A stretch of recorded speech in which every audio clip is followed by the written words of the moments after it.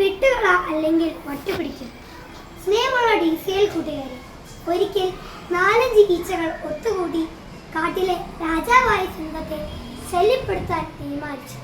അവർ മെല്ലെ വട്ടം ചുറ്റി പറന്നു ചെന്ന സിംഹത്തിന്റെ വാലിലെ രോമക്കൂട്ടിൽ കയറി ബഹളം ഉണ്ടാക്കാൻ തുടങ്ങി. സിംഹത്തിനു ദേഷ്യം വന്നു. സിംഹം വാൽ ചുഴറ്റി വാൽ കൊണ്ട് തന്റെ പുറത്തടിച്ച് ഈച്ചകളെ ഓടിച്ചു. അല്പം കഴിഞ്ഞ് അവ പിന്നെയും വന്നു മൂളിപ്പറന്ന് ശല്യപ്പെടുത്തി. അപ്പോൾ സിംഹം എടുത്തു ചാടി പ്രതികരിക്കാതെ ശാന്തമായി ചിന്തിച്ചു. തനിക്ക് 2 മാർഗങ്ങളുണ്ട്. ഒന്ന്, പെട്ടെന്ന് ദേഷ്യപ്പെട്ട് ഈച്ചകളെ കൊല്ലാൻ ശ്രമിക്കാം. 2, ഈച്ചകളെ അവയുടെ പാട്ടിന് വിടും. ഒന്നാമത്തെ മാർഗം സ്വീകരിച്ചാൽ താൻ സിംഹമാണെന്ന് മറക്കണം. ഓരോ ഈച്ചയുടെ പുറകെ ഓടണം. അവയെ പിടിക്കാൻ ചാടണം. വാലറ്റത്ത് കടിക്കാൻ ശ്രമിച്ച് വട്ടം കറങ്ങണം. ചുരുക്കത്തിൽ കാട്ടിലെ രാജാവായ താൻ നിലർന്ന് കുളവ് കുത്തിയ കുരുങ്ങനെ പോലെ കോമാളി വേഷം കിട്ടണം. ഗോഷ്ഠികൾ കാട്ടണം. എന്തായാലും അത് വേണ്ട. ഇനിയെങ്കിൽ എന്തായാലും അത് വേണം.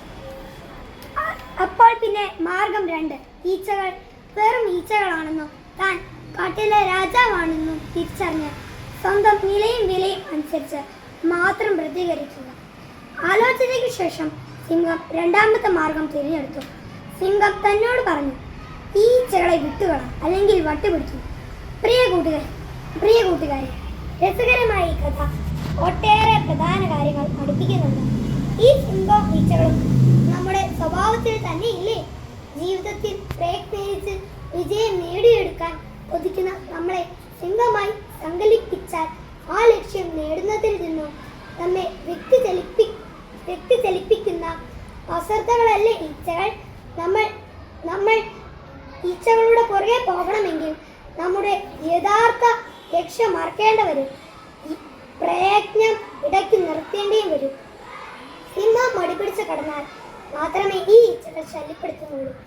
ആ നിരന്തരായാൽ ഈ ഈച്ചകൾ അടുക്കാനാവില്ല.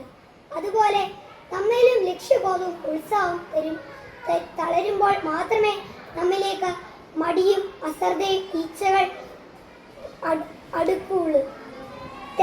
വഴി തെറ്റിക്കുന്ന ശ്രദ്ധ മാറ്റി കളയുന്ന എല്ലാവരും എല്ലാ കാര്യങ്ങളും ഈച്ചകളെ പോലെയാണ് എന്ന് ഓർക്കണം.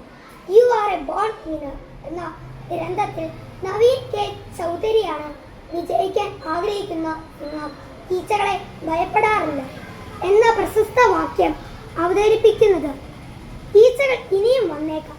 നമ്മുടെ ശ്രദ്ധയും ഏകാഗ്രതയും വഴി തിരിച്ചു പിടിക്കാൻ പഠിച്ച പണി 18 വയറ്റിയേക്കാം. എന്നാൽ